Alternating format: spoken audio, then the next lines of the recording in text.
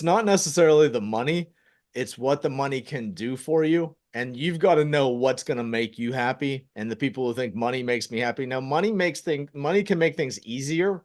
Money doesn't make happiness. And that's the part that Nate's talking about. There's a lot of people who are millionaires and billionaires who are some of the most unhappy people in the world because in their mind, money was the only thing. Welcome to the Builder Hacks Podcast, your go-to destination for cutting-edge strategies, time-tested systems, and invaluable insights to revolutionize your construction business and elevate your life. Join your hosts, Nate Piper and Keith Meals, seasoned contractors who are not just in the trenches, but are also pioneering the future of the industry through Concord University. In each episode, we dive deep into the minds of the industry's most accomplished building professionals, uncovering their secrets to success and sharing actionable tips to help you thrive. Whether you're a seasoned veteran or just starting out, our goal is to empower you to build a brighter future for yourself and for America. Tune in, level up, and let's build a better tomorrow together. This is the Builder Hacks Podcast. Build your future, building America.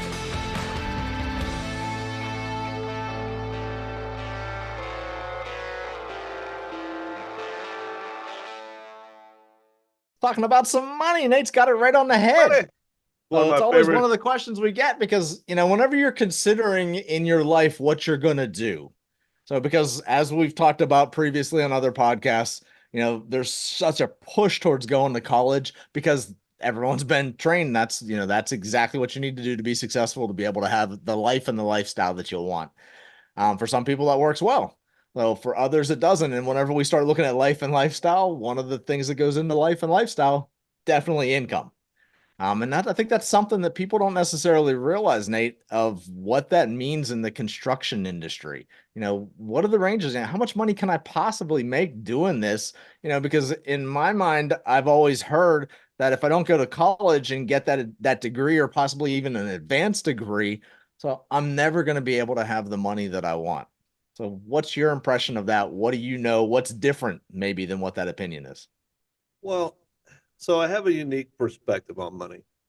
I think of money as a tool that I could utilize to move forward, right? Whether, I take money that's there and I create it into more money, and those money then pay for things and everything else. So my perspective, Nate's getting into a stacking concept for y'all, and that's something you want to stay around for. We're not going to go as deep in that as what Nate was just talking about.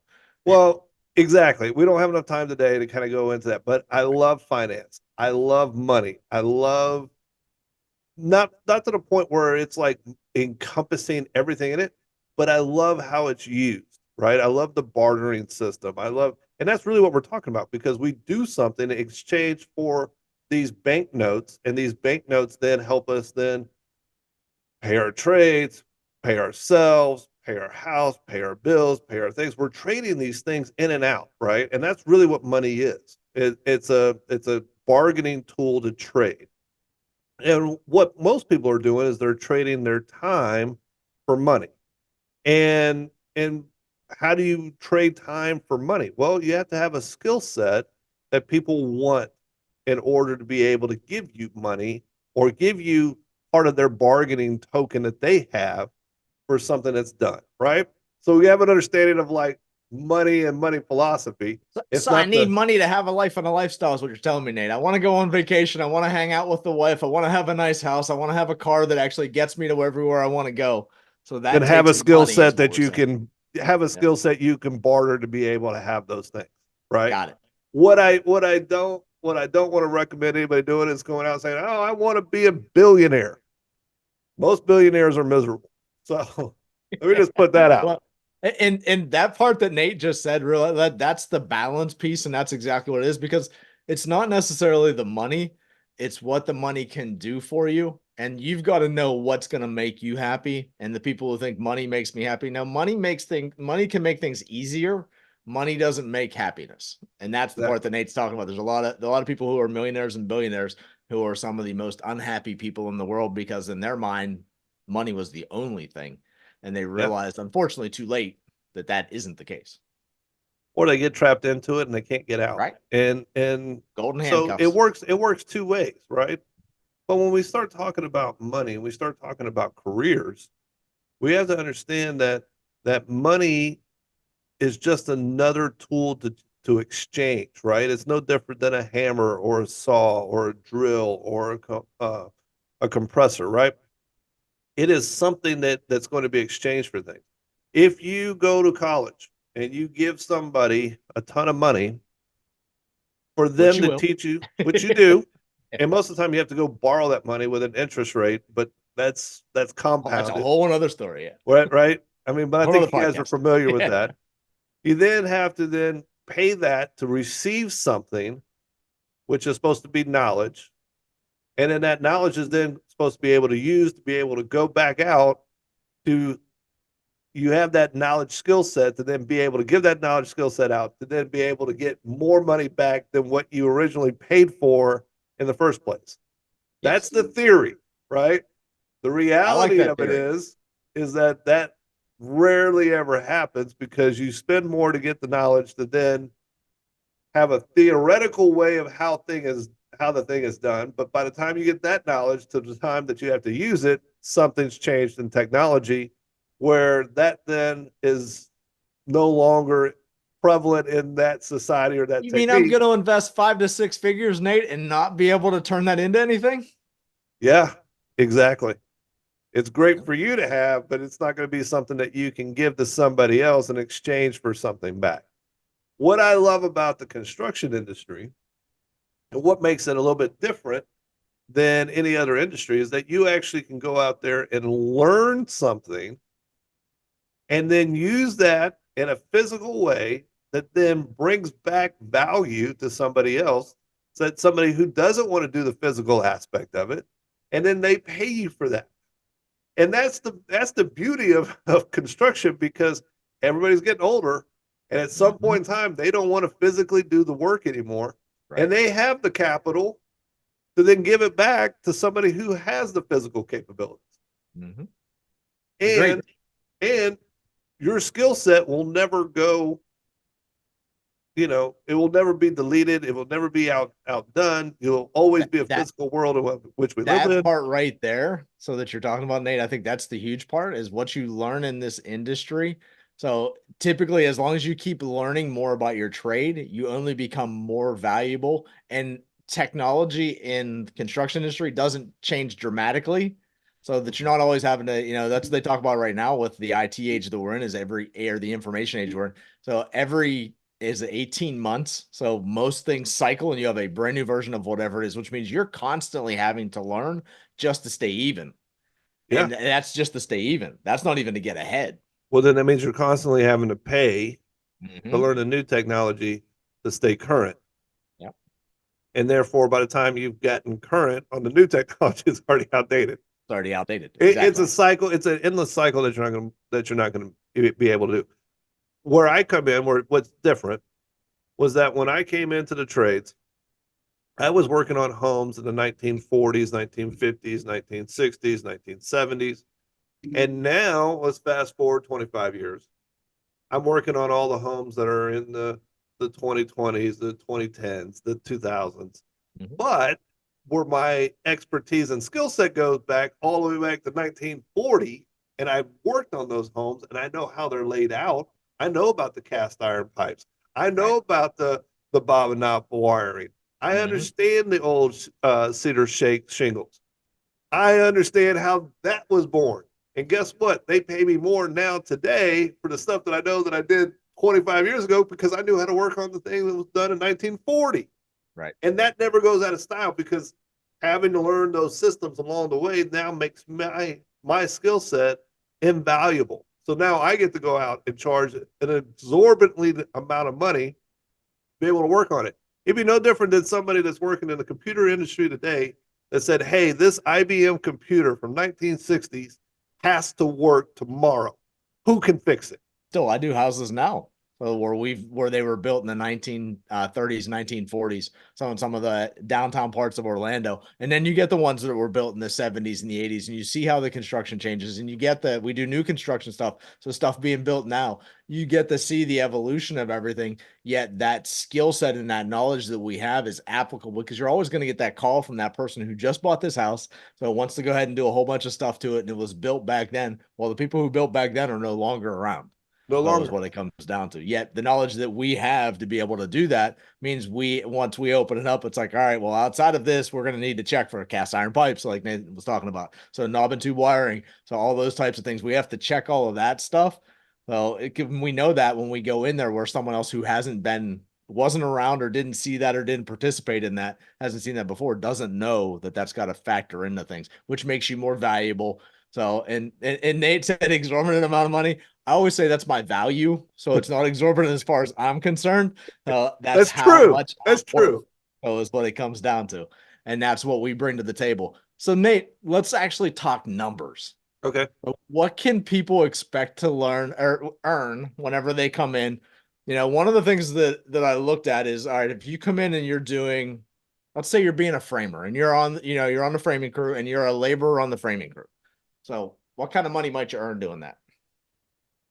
Well, if you're coming in, you're starting out, you're probably going to start out somewhere around 45 to $50,000 a year as an apprentice on a framing crew.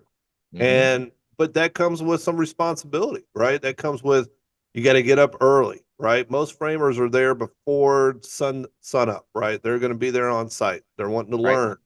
But they're making about $1,000 a week.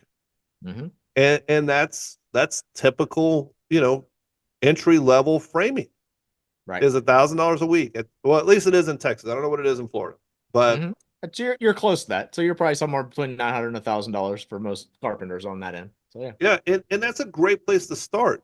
Mm-hmm. But the key to that is that you're not in that position very long. Mm-hmm. And so that apprentice is going to turn over in about 6 months to 9 months.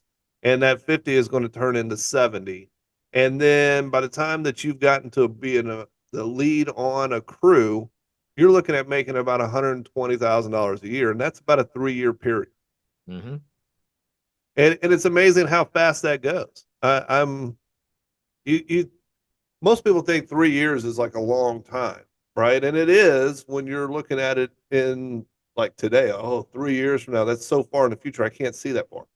Well, don't look that far. Look 6 months. Mm-hmm. What knowledge can you learn in 6 months that is going to have you better skills, better understanding, better knowledge between now and 6 months from now? And then Right. look at, okay, what about the next 6 months? And then the next 6 months. Break it down into smaller pieces, but know that at the end of the road that there is more money to be made by learning the thing that needs to be learned today.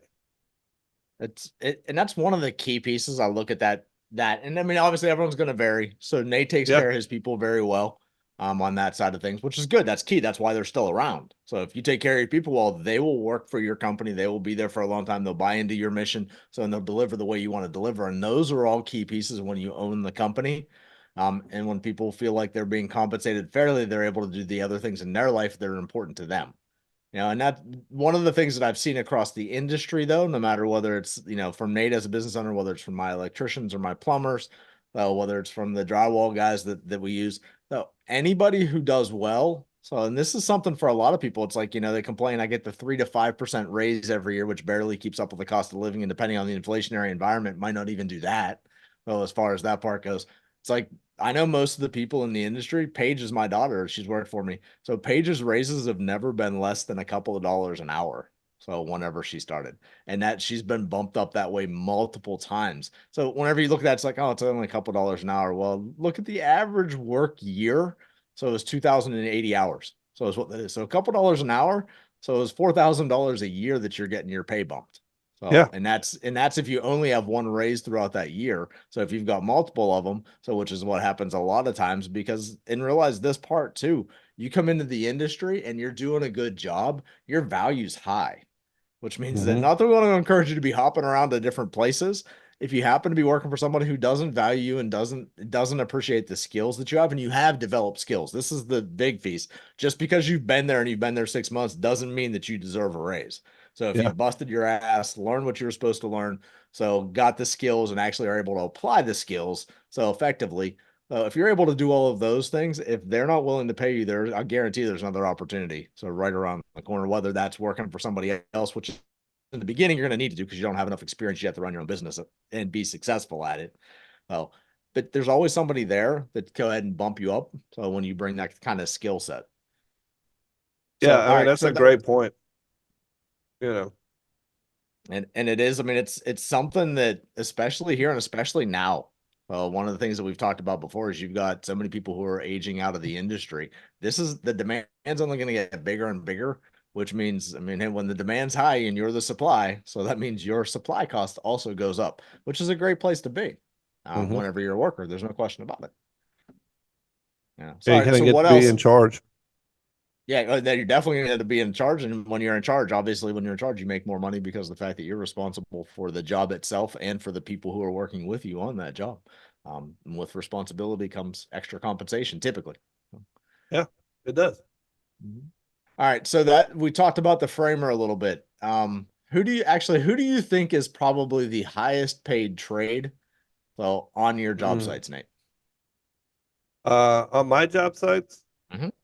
um, it's always the plumber. It's always the plumber, and for good reason. You know, if you're going to want to put your hands in the crappy craps, then I'm going to pay you more. I mean, that's just that's just part of it. My plumber is So always what do you think the plumber makes? What do your plumbers make as far as the workers, not the owners of the company, but the guys working in the field? So whenever they yeah. start out, what do you think the average starting plumber is making? I'd say the average start plumber is probably making about 70, 75,000 a year. What is And it? that What is it there? you're actually closer to 55, 60 down here. So as far as Okay. that part goes. It might be So closer to 60 starting out. I don't, it's been a while.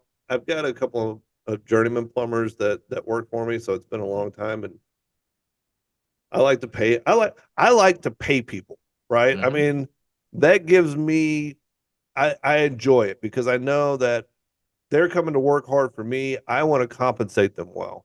You're trading time and effort and energy for money, right? Mhm. And a lot of it has to do with like what kind of skills do you have and what are you willing to put up with, right? And plumbers, they have to have a high skill set because they have to understand where the water's coming in, where is it going out, how to do the fitting, how to make sure that the pipe is, secure, not leaking. They have to clean out the drains. There's a lot of things that are moving in there that is a specific skill set, specific knowledge base. And then they have to deal with nasty, junk, wet, sloppy things, right? Yeah. And Tight so they tight deserve to get spaces. compensated. So yeah. Mhm. Right. Like tight spaces or underneath the house or in Yeah. an attic or what have you. And they should be compensated for that. Mhm. And their time spent should be shorter than what others are spending. Right. So like my plumber, I used him this week. He he had to swap out, it's a 1960s home. So here we are working a 1960s home again. But he's working a 1960s home that had copper coming in for the gas line, and that had to be Right. swapped and updated. And so he had to repipe in for gas. But while Mhm. he was there, he also had to rerun some PEX line for a hot water heater. He had to put in a pan. He had to do a lot of things, and he ended up submitting an invoice to me for $6,600, and it was for 2 days worth of work, Mhm. but it was worth it. It was Right. worth it for me to have somebody who had knowledge to do it. It was worth it for him to go out there and spend 2 days. But that covered all of his materials. It covered his gas. It covered his time. It covered his insurance, all of his pieces. And I'm happy to pay him for that. Mhm. I've got another guy. He does finish trade work for me. He's been with me for about, oh, I guess 7 or 8 years now. I, Right. uh, I've known him, and he's a great guy. He's one of those guys that you love to hate and hate to love. And, he halfway there, halfway out. But I love to pay him. And I wrote him a check this week for $12,000. Mhm. And and that's pretty consistent every week. It's Right. 12,000 dollars. Now he has a couple of crews that work underneath him. They're doing Right. multiple projects. They're going as they're in their way, and he pays his guys. But I'm paying him $600,000 a year. Mhm. He's taking a chunk of that. He's doing his work. He's making money on top of that. He's knocking down about $200,000 a year. His Mhm. guys are all making good money. He's been able to provide for his family. His guys are being able to provide for their family, and everything works. And so there's a lot of money invested into people that have time, effort, energy, moving through this. And it's a boggling fact to me that I can't figure out why so many people want to sit behind a screen in an office in a cubicle that they're miserable, never go outside, never experience anything, and that's their life. But you know, And everybody has that, there's certain people that's their ideal. They'd rather yeah, be able to do that. An office life is where they want to be, but there's others like Nate and I are two of the people. It's like we both say this is that in the day, I start my day off every day, even if I know it's going to be an office day. I usually go out and do something first and then come back. yeah, So because of the fact that I just want to be out. So I like being out in the field. I like seeing my homeowners. I like seeing my tradespeople.